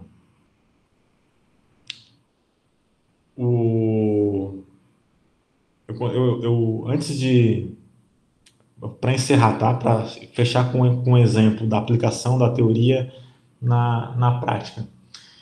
Eu contei também esse mesmo exemplo lá no simpósio na semana passada. Antes de assumir efetivamente no Centro de Esportes da Universidade Federal de Santa Catarina, eu já tinha um contrato anterior, eu trabalhei como professor da educação básica no Colégio de Aplicação, também na Universidade Federal de Santa Catarina. E, enfim, fui professor da educação básica, né? Trabalhando com crianças, adolescentes e assim por diante. Eu falei que pensei aqui que eu não comentei isso lá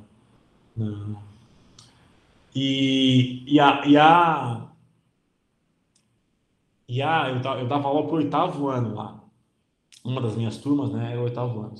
E o 8º ano é aquela luta é aquela briga, né, a briga no bom sentido de construir identidade, de ser autônomo, de decidir. Então, eles negam muita coisa porque eles sentem que aquilo que está sendo oferecido é externo, não pertence às escolhas dele. Então, boa parte do problema que os professores têm com alunos em início da adolescência é isso, assim, os professores às vezes não entendem que essa é a fase de construção, onde eles querem decidir. E uma das coisas que a gente fazia, né, ou faz lá no colégio, é levar eles para conhecerem uma produção aqui em Santa Catarina, uma produção rural de produtos orgânicos. E é uma experiência a gente vai lá, né, para dormir na casa dos agricultores, para comer a comida, para vivenciar a realidade. É um trabalho super legal.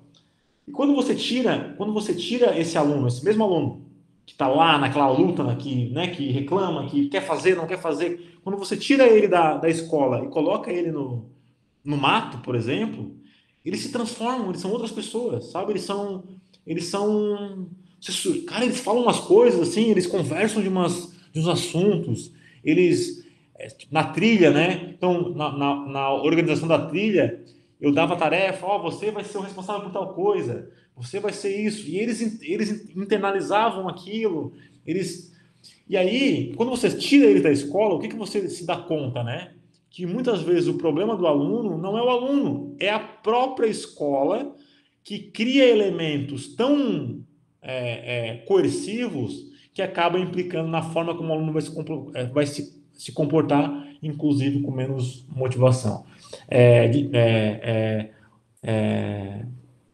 Particularmente, né, esse colégio particularmente, fazia e faz o contrário, né, um colégio muito consciente da sua função social, tanto que coloca o aluno diante dessa condição, né, então eu particularmente acho fantástico e tem tudo a ver com o que nós estamos conversando aqui, né, em dar a condição para que as pessoas se apropriem com o sentido das coisas. Então, fazer uma trilha tinha um sentido, né, conhecer pessoas, se conectar com a terra, comer, conhecer a vida, e eles passam a valorizar. Então, esse é um exemplo de um projeto lá do Colégio de Aplicação, sensacional, que muda radicalmente essa relação entre fazer e não fazer, né?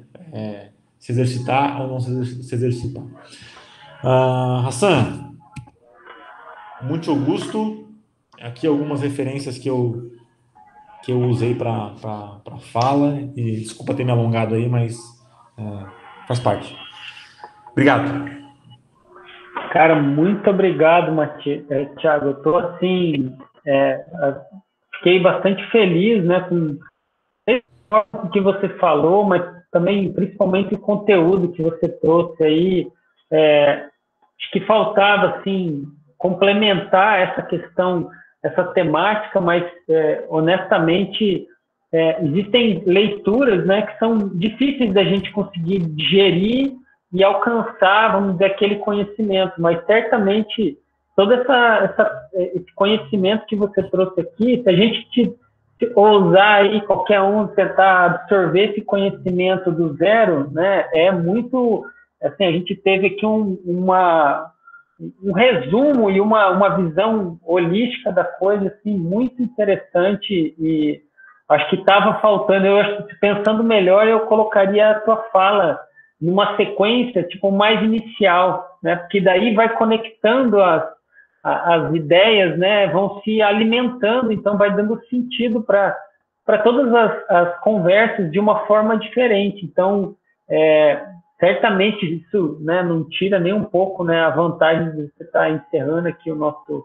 evento, mas assim, pensando do ponto de vista de construir uma ideia, talvez na próxima vez eu vou pedir para você vir falar logo, né, porque eu acho que a gente carece muito dessa questão, né? Carece muito de entender isso mesmo, sabe? De olhar, né? E ainda mais agora, né? Que a gente está nessa circunstância onde, como você falou muito bem, as necessidades básicas dos seres, né? Da gente aqui estão todas. Tem gente que está muito, né? Exposto, né? E tem pessoas que estão menos, mas está todo mundo de alguma maneira impactado, né? Impactado com isso. A gente foi impactado na carne mesmo, né? Acho que todo mundo, de alguma forma, acaba se identificando com alguma daquelas castrações, né? A possibilidade de existir. Foi nos tirada a possibilidade de existir, né? Claro, obviamente, quando eu digo foi nos tirado, numa crise, né? E numa emergência, numa necessidade de tentar conter aí esse problema que a gente está passando. Mais de fato, e uma das conclusões desse trabalho que eu mostrei ali do Human Needs é assim, ó, o isolamento social deve ser tão valorizado quanto a promoção da atividade física. Essa é uma das conclusões do trabalho. Ou seja, a gente precisa. Desculpa, estou tentando fazendo barulho aqui, estou tentando botar o carregador. Talvez a gente precise pensar em políticas de isolamento articuladas com políticas de promoção da saúde também. E a atividade física, nesse caso, por exemplo, a atividade física em casa, né, é uma possibilidade. Só vou botar o carregador aqui para não... Tranquilo, Thiago.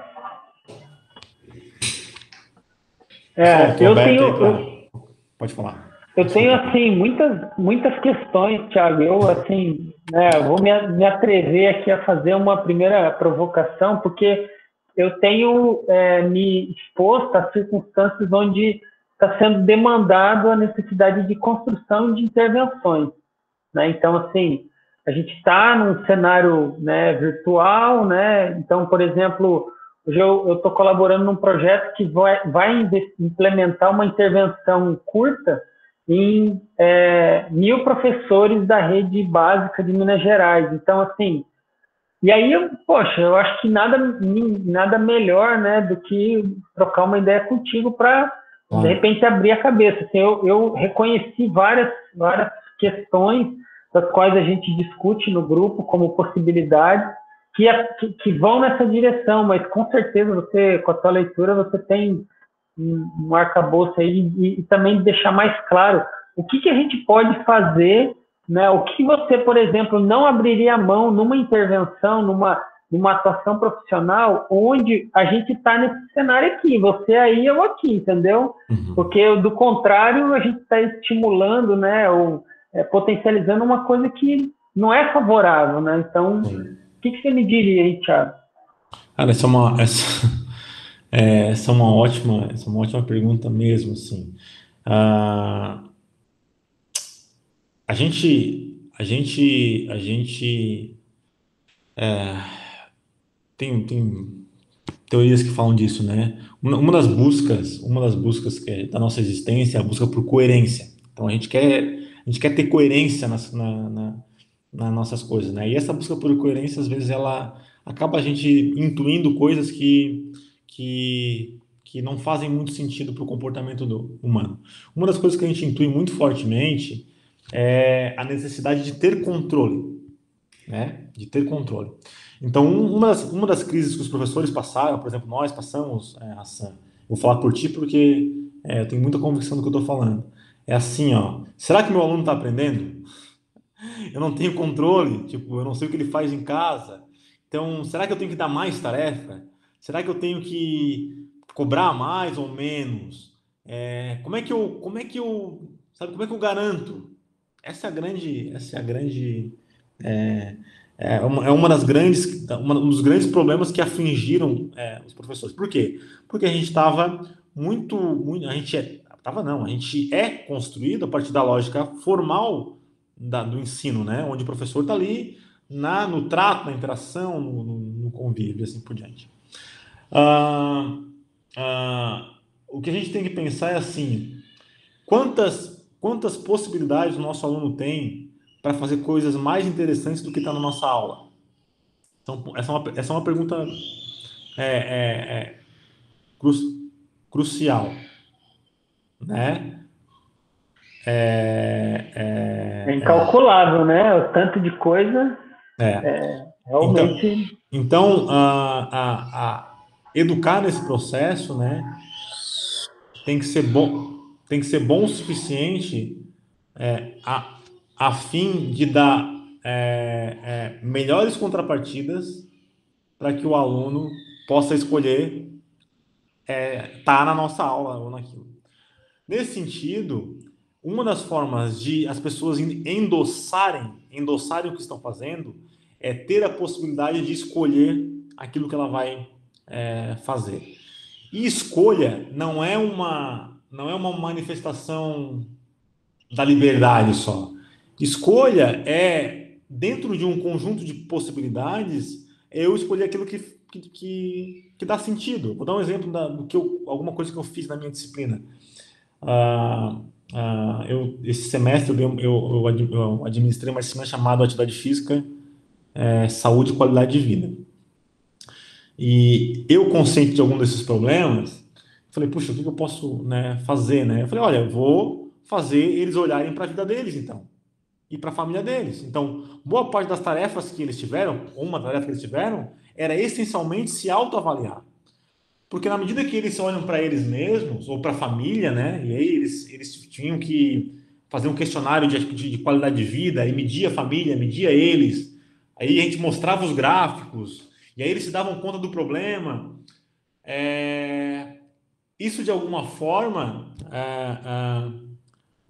fez com que eles endossassem mais o assunto, sabe? Tipo, olha, eu estou fazendo, mas o uso, né? O uso faz algum sentido para minha vida, para meus pais, para minha família, e assim por diante. Então, eu acho que a resposta ela não é simples, né? E a questão operacional vai exigir ainda mais discussão. Mas né, se a gente pudesse não abrir mão de alguma coisa, se descentralizar do processo, eu acho que é fundamental. Professores que querem trabalhar, por exemplo, no ensino remoto. Porque é isso, né? O aluno hoje pode desligar a câmera, inclusive. E pode fazer qualquer outra coisa. Ele pode estar vendo Netflix, pode estar... sabe? Eu dou esse exemplo no meu livro. Eu falo, né, que olha, eu passei 12 anos, e não quero ser leviano com nenhum professor de inglês, mas não é isso. Mas eu tive 12 anos de inglês e formal, e eu essencialmente aprendi a mesma coisa em todos os anos, sabe? Eu aprendi verbo to be no primeiro ano, no segundo ano, no terceiro, no quarto, no quinto, no sexto ano, e eu saí da escola odiando o verbo to be, odiando o inglês, né? O que é uma contradição. E o que de alguma forma os professores não me deram foi a capacidade do verbo to be fazer algum sentido para minha vida. Porque, cara, tem verbo to be na música, tem verbo to be nos quadrinhos, tem verbo to be no filme, e eu gostava de tudo isso, eu gosto de tudo isso. Então a escolha, né? Eu acho que pensar em formas onde a pessoa consiga construir sensos mais elevados de autonomia, que passa pela escolha, é uma condição essencial para qualquer processo de intervenção. Eu pensando aqui, um exemplo que está totalmente conectado com a gente é imaginar que, por exemplo, Essa semana eu tenho conversado muito com a minha esposa a respeito disso, né? Até vista as discussões que eu tenho participado, enfim, e aí ela olhou para mim assim, ela falou assim, Rafa, sabe, sinceramente, assim, eu estou fazendo aqui a conta e eu não sei, você acha que eu estou sendo fisicamente ativa? Você acha que eu consigo? Eu estou fazendo a conta aqui, ó, a gente anda de bicicleta, ela fazendo um cálculo mental, Thiago. Assim, e ela, no final, ela falou assim, meu, honestamente, eu não tenho muita clareza assim, se eu sou fisicamente ativa. E eu falei, caramba, olha, ela usou essa pulseirinha aqui, ó, sabe essas de conta passo? Isso aqui Sei. veio no telefone dela, ela ganhou isso junto no telefone. Aí, assim, eu incentivei dela a observar os passos, que ela está se movimentando. Mas mesmo assim, se percebe que o jeito que a gente fala sobre isso é muito abstrato. Minha esposa é doutora, ela coordena um curso, ela trabalha com. Então, assim, a capacidade cognitiva dela de entender as coisas é inquestionável. A questão é que isso é distante. Assim, tipo, você não quer saber sobre essas coisas abstratas que não estão diretamente ligadas com uma coisa que você está afim de saber, a não Exato, ser aquelas coisas da tua profissão, né? Que aí você é exato, obrigado, mas exato, exato, aí eu fiquei besta com isso, sabe, Thiago? Porque exato. eu percebi que a gente tem criado uma questão, né, dificultado muito, sabe, a percepção das pessoas em relação a isso. Ou seja, é mais abstrato, é mais distante, quer dizer, você não quer saber daquilo, né, porque gasta, né, consome do nosso recurso cognitivo uma energia da qual a gente está aí imerso a uma realidade onde ela já é exaurida, né? Então, você ficar horas na frente do computador, você está cansado de estar ali. Eu estava escutando seu bebezinho chorando ali, né, fazendo, isso já te desestabiliza. Sim, Então, sim, quer sim. dizer, e aí, óbvio, cada um dentro da sua realidade, mas o fato é que isso exige muito da gente. Então, se não tem o sentido, que aí é uma reflexão que eu faço muito, porque quando você observa quem faz exercício porque gosta. O cara, aquela pessoa, ela diz para você o quê?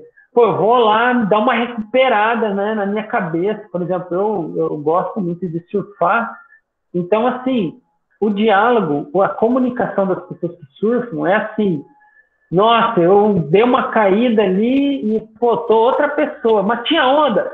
Cara, nem tinha, meu. Mas, assim, o meu dia fica muito melhor. Eu consigo ser mais criativo, minha vida funciona melhor. Então, assim, É, o discurso é, é esse, é, entendeu?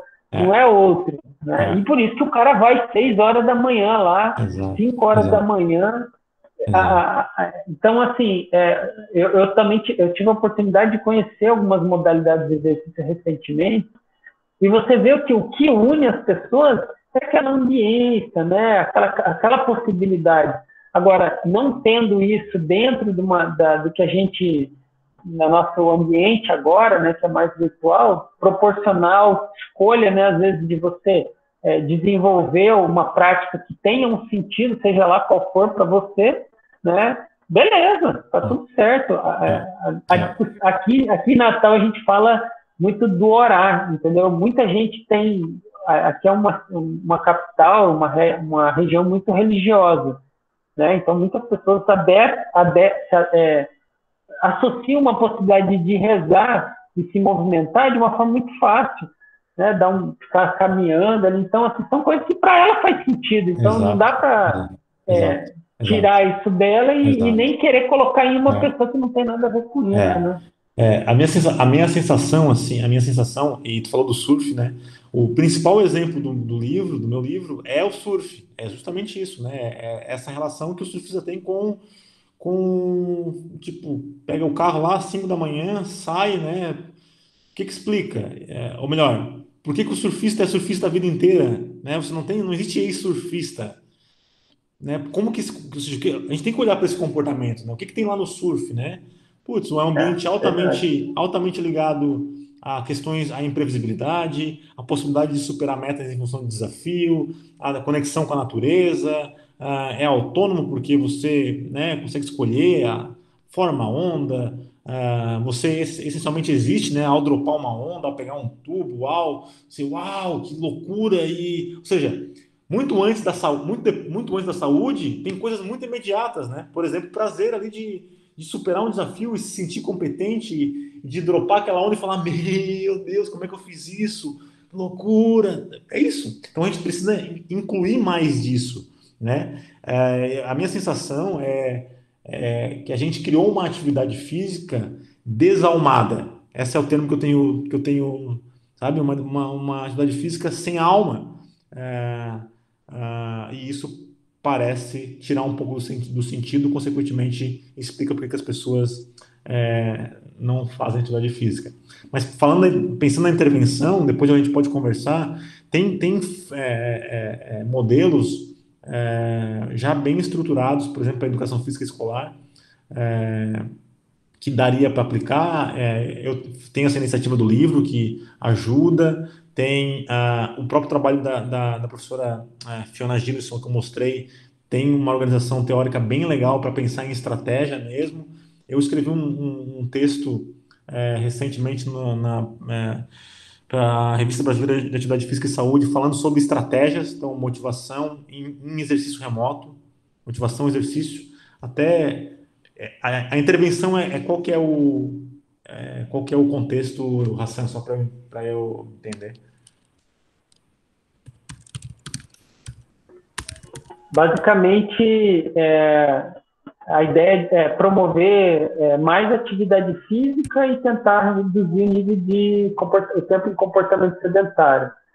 Sendo que eles têm a possibilidade de usar uma plataforma digital, que é o Moodle, né, e ferramentas adicionais. Então, quer dizer, na verdade, é totalmente livre a intervenção. Você pode usar qualquer recurso que seja acessível de forma remota. Então, quer dizer, uma coisa que a gente pensou em fazer é pedir para as pessoas instalar a contagem de passos. E aí usar a referência dos passos dele para propor estratégias e desafios, e conectar tudo isso, fazer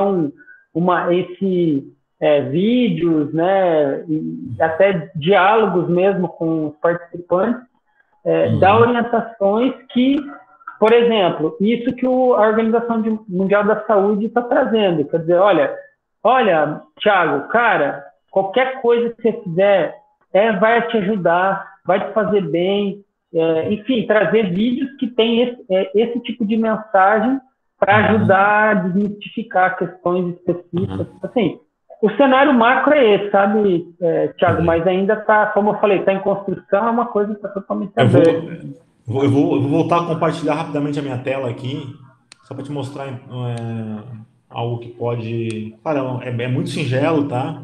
Mas eu acho que pode ajudar a gente. Eu e o professor Fábio escrevemos esse texto aqui durante a pandemia, falando dos desafios que a atividade física iria enfrentar em função da pandemia, né? E um dos desafios, é a atividade física em formato remoto, e aí a gente faz uma relação de prós e contras, né? Ver o que as implicações. E aí o segundo paradigma é a atividade física e saúde mental, que seria mais valorizada. E no final do trabalho a gente coloca um quadro de estratégias, né? Então a gente implicações práticas, né? Do tipo, o que a gente faz então? Se precisa se exercitar nesse formato remoto, né? Se eu quero entregar, então a gente coloca aqui algumas coisas que a gente pode fazer para dar suporte às necessidades de autonomia, de vínculo e necessidade de competência. Como eu falei, é uma coisa bastante preliminar, assim, né? Tá baseada numa delimitação teórica, que é a teoria da autodeterminação, mas eu acho que pode ajudar vocês, Hassan, esse trabalho. Muito legal, cara. Não, com certeza. A gente está ainda, sabe, fazendo uma exploração das possibilidades e, de fato, é como você está dizendo, são muitas coisas que já tem aí, né? E filtrar isso, de repente, né, conseguir mesclar da forma mais interessante possível, com base no que tem na literatura, nas experiências, né? Então, pô, a sua experiência nessa área aí é indiscutível. Então, e o tempo de leitura também, né? Então, assim, ter a tua sugestão aí certamente pesa bastante, né? E com certeza vou esmiuçar esse trabalho para conseguir, de repente, pensar em possibilidades, porque apesar da gente estar falando aqui eu estou falando de um cenário de pesquisa e tudo mais, mas pensar num ponto de vista do profissional de educação física que agora vai ter que ser criado, né? Que é um cara que consegue fazer a pessoa aderir a uma prática de exercício usando a ferramenta online. Exato, né? Quer dizer, exato, isso exato. vai ter que fazer. Né? Exato. Então, como pensar essa estratégia, né? Como que você vai se embasar em relação a isso é determinante, né? É determinante. Então, eu vejo, né, imagino eu que as pessoas que estão assistindo esse tipo de palestras é porque elas acreditam nessas questões, né, que as abordagens voltadas ao comportamento, elas são carentes. E aí, né, implementar isso como um diferencial, né, do ponto de vista profissional e também para a gente, como área, né, conseguir, de repente, mudar esse paradigma de um cenário de tantos anos de estudos e atuação profissional, mas onde cada vez mais as pessoas estão mais sedentárias, né? Então, assim, não dá para ignorar isso, né? Não dá, exato, não dá para ignorar, exatamente. Então, eu queria deixar aberto aí, se alguém quiser fazer perguntas, tirar dúvidas, fiquem à vontade. Às vezes eu me sinto assim, que eu me aproprio do palestrante aqui, do pessoal que está falando na aula, porque eu tenho muita curiosidade e, honestamente, assim, essa disciplina e o ciclo de palestras, obviamente, tem um caráter acadêmico, mas tem muito mais a ver com a oportunidade de estar aqui conversando com alguém que obviamente, eu sempre quis poder trocar ideia, né? Agora, fazer isso, né, é um grande prazer e aí eu aproveito aqui, né? Às vezes eu tomo de conta. Então, por favor, gente, quem quiser perguntar aí, fique à vontade, tá? Eu acho que a gente também não esgota a nossa parceria aqui, né, Hassan? Acho que a gente pode, enfim, continuar aí conversando, marcar outras conversas dessa natureza. Eu também tenho muita coisa que quero saber de ti, então acho que a gente tem um caminho legal aí para trabalhar aí, né, juntos e, enfim, avançar a área para essa discussão, né? Isso é importante.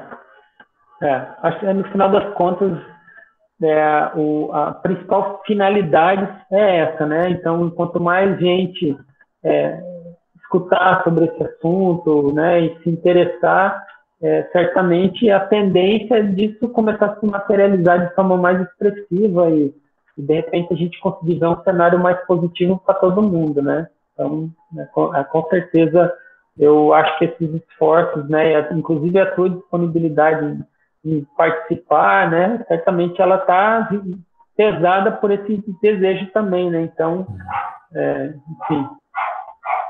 Bom, Thiago, eu acho que eu ia falar que se alguém quiser fazer a pergunta, eu já vou encaminhando para os encerramentos, né? Eu queria conversar muito tempo ainda aqui contigo, mas, né, pela questão dos compromissos e até da altura do horário, tem a filhinha. É menina ou é menina, Thiago? O meu é menino. Meu menino, Noah. Noah. Tá com Legal. um ano e 4 meses.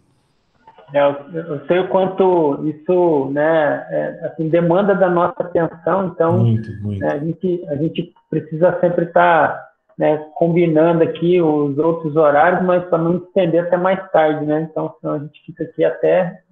Se tivesse um vinhozinho, então, aqui, aí que o negócio é longe mesmo.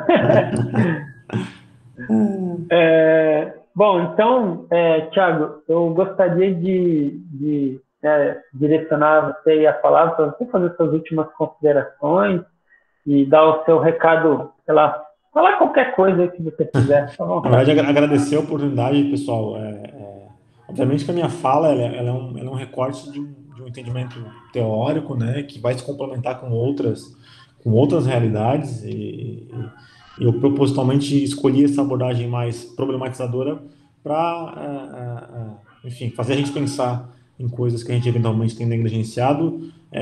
Prazer em conhecer vocês, mesmo que virtualmente, ou mesmo que só pelas carinhas aqui do, do Tá do foto. Google, né, da tela. Eu tenho um livro é um livro muito simples, na verdade, um livretinho, né, é muito simples, que eu falo sobre algumas dessas coisas que eu coloquei aqui. Vocês encontram facilmente na internet.